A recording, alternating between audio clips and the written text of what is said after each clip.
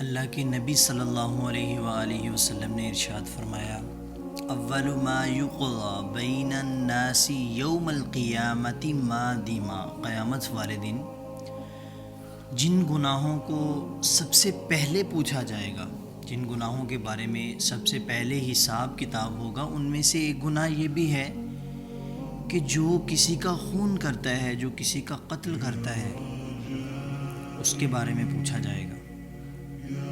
میرے دوستو، آج یہ بالکل چھوٹی سی زندگی اور آخرت کی ختم ہونے والی زندگی کے برابر میں آپ خود حساب لگا سکتے ہیں کہ ایک طرف سمندر ہے اور ایک طرف ایک سمندر کا قطرہ ہے۔ تو اس لیے چھوٹی چھوٹی لڑائیوں پر بڑے بڑے کام کر جانا یہ بالکل اچھی بات نہیں ہے۔ اور پھر فرمایا اکبر الکبائر، سب سے بڑے بڑے گناہ کون سے ہیں؟ اللہ کے نبی صلی اللہ علیہ وآلہ وسلم نے سب سے پہلے نمبر پہ فرمایا کہ شرک کرنا، اللہ کے ساتھ کسی کو شریک ٹھہرانا۔ دیکھیں، بہت برا عمل ہے جو اللہ کو بھی بہت برا لگتا ہے۔ شرک ایک ایسا گناہ ہے، اگر انسان اس کی توبہ کیے بغیر مر جائے تو جنت میں داخل نہیں ہو سکتا۔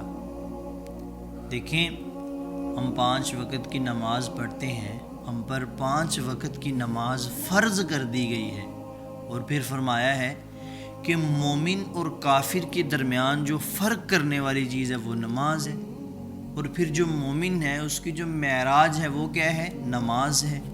اسی طرح نماز کی بہت سی آیات ہمیں ملتی ہیں، احادیث ملتی ہیں۔ نماز اسلام کا بہت ہی خاص رکن ہے۔ اس کے اندر جب بھی ہم اس کی ایک بھی رکعت پڑھتے ہیں، ہم اللہ سے کہتے ہیں، اے اللہ، ہم تیری ہی عبادت کرتے ہیں اور تجھی سے مدد مانگتے ہیں، ایاک نعبد و ایاک نستعین۔ دیکھیں، جب ہم اللہ سے یہ کہتے ہیں، پھر ہمیں کسی اور سے کیسے مدد مانگنی پڑتی ہے؟ ہم کہہ دیتے ہیں نا جی، فلاں ولی اللہ مدد، فلاں صحابی مدد، فلاں نبی مدد۔ نہیں، یہ چیز اس چیز کی تو اجازت نبی کو نہیں ہے۔ تم نے تو ولی اللہ کو مدد کے لیے پکار لیا، تم نے صحابی کو نبی کے لیے مدد کے لیے پکار لیا۔ تو اس لیے میرے دوستو، اس چیز سے بچیں۔ شرک یہ نہیں کہ بس ایک قسم کا ہے، نہیں، شرک کئی قسم کا ہے۔ تو اس لیے اللہ سے دعا بھی کیا کریں کہ اے اللہ ہمیں ان چیزوں سے بچا۔ اکثر اوقات ایسے ہوتا ہے کہ انسان اتنے گناہ کر لیتا ہے کہ اس کے منہ سے ایسا جملہ شرکیہ نکل جاتا ہے کہ جس کی وہ توبہ نہیں کرتا، پھر وہ ایسے ہی مر جاتا ہے۔ اس کے ایسے مرنے کی وجہ سے اس کی بعد میں پکڑ ہوگی۔ اللہ تعالی ہم سب کو اس چیز سے بچائے۔ اللہ کے ساتھ کسی کو بھی شریک نہیں ٹھہرانا چاہیے۔ اور اس معاملے میں جب آپ کو یہ سوچ آئے تو زیادہ سے زیادہ سورۃ الاخلاص کی تلاوت کیا کریں۔ قل هو اللہ احد اللہ الصمد لم یلد ولم یولد ولم یکن لہ کفوا احد۔ دیکھو، اللہ ایک ہے۔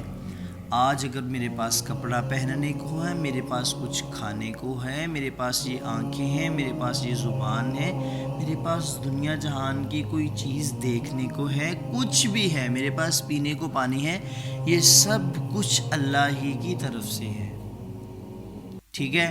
اور کوشش نہیں بلکہ یہ کام لازمی کیا کریں، جب بھی آپ دیکھتے ہیں کسی پہاڑ کو دیکھا، ریور کو دیکھا، سمندر کو دیکھا، ایسے مائنڈ میں آتا ہے کتنی خوبصورت چیز ہے، تو پھر آپ اس پہ اللہ کی تعریف کیا کریں۔ اللہ کو بہت پسند ہے، ماشاءاللہ اللہ نے کتنا خوبصورت بنایا، سبحان اللہ، اللہ اکبر۔ اب ہم آتے ہیں دوسرے گناہ کی طرف، اور کسی نفس کو قتل کرنا۔ تیسرا گناہ، اور والدین کی نافرمانی کرنا۔ آج کا جو ماحول ہمارا بن چکا ہے، اس کے اندر نافرمانی کرنا والدین کی بالکل ایسا کام ہے، بس 1 منٹ کا کام ہے، جس کا دل کرتا ہے وہ کر رہا ہے۔ اللہ کے نبی نے والدین کی نافرمانی کرنے کو بڑے گناہوں میں شمار کیا ہے۔ اس کی توبہ ایسے ہی نہیں ہوگی کہ ہم اللہ سے کہیں گے یا اللہ مجھے معاف کر دے. نہیں، ہمیں اسپیشل توبہ کرنی پڑے گی اللہ سے کہ اے اللہ مجھے معاف کر دے، میں آج کے بعد یہ گناہ نہیں کروں گا. لیکن ہم لوگ ان چیزوں کو سمجھتے نہیں، ہم بہت ہلکا لیتے ہیں. ہم کہتے ہیں کہ مولویوں نے دین کو بہت سخت کر دیا. یہ میری بات سنیں، ہم جب آپ کو سناتا ہے نا کوئی بندہ آپ کو کہتا ہے کہ جی فلاں احادیث ہے، یہ مولوی کی نہیں ہوتی، یہ نبی نے جو فرمایا ہوتا ہے یہ وہ چیز ہوتی ہے. پھر آقا علیہ الصلوۃ والسلام نے فرمایا الدنیا سجن المؤمن و جنت الکافر. اس کے اندر مولوی کا کیا لینا دینا ہے؟ ٹھیک ہے. تو میرے دوستوں، یہ جو دنیا ہے یہ مومن کے لیے قید خانہ ہے اور کافر کے لیے جنت ہے. یہ تو ٹھیک ٹھاک بتا دیا گیا ہے ہمیں. تو اس لیے مومن کو پریشانیاں آئیں گی. پھر آگے سنیں، ایک جگہ آقا علیہ الصلوۃ والسلام نے فرمایا کہ 3 لوگ جنت میں داخل نہیں ہوں گے: جادو کرنے والا، جادو کروانے والا، اور وہ لوگ جو ایمان لاتے ہیں کہ میں کسی پہ جادو کروا کے اپنا صحیح کام کروا لوں. اس چیز پہ ایمان لے کے آتا ہے جو بندہ. حضرت عمر رضی اللہ تعالیٰ عنہ کی شہادت سے 1 سال پہلے انہوں نے حکم کیا کہ جتنے بھی جادوگر ہیں، کوئی فیمیل ہے یا کوئی میل ہے، سب کو قتل کر دیا جائے. تو اس لیے میرے دوستوں یہ بہت برا عمل ہے کسی پہ جادو کروانا یا خود کرنا یا اس پہ ایمان لے کے آنا کہ جادو کرنا ٹھیک ہے. اور پھر فرمایا کہ یتیم کا مال ہڑپ کرنا. یہاں پر میں آپ کو قرآن سے ایک آیت سناتا ہوں: ان الذین یأکلون اموال الیتامی ظلما انما یأکلون فی بطونہم نارا. کہ جو لوگ ظلم سے یتیم کا مال کو ہڑپ کرتے ہیں، کھا رہے ہوتے ہیں، اللہ نے فرمایا کہ وہ اصل میں یتیم کا مال نہیں کھا رہے ہوتے، وہ جہنم کی آگ اپنے پیٹ کے اندر لے کے جا رہے ہوتے ہیں. وَيَصْلَوْنَ سَعِيرًا. یہ بہت برا راستہ ہے. تو اس لیے میرے دوستو، یہ جو میں نے آج گناہ بتائے ہیں، پہلی بات تو یہ ہے کہ ہم نے ان سے بچنا ہے. اگر کسی سے ہو چکے ہیں تو اللہ سے پکی توبہ کریں کہ اللہ آج کے بعد میں یہ نہیں کروں گا.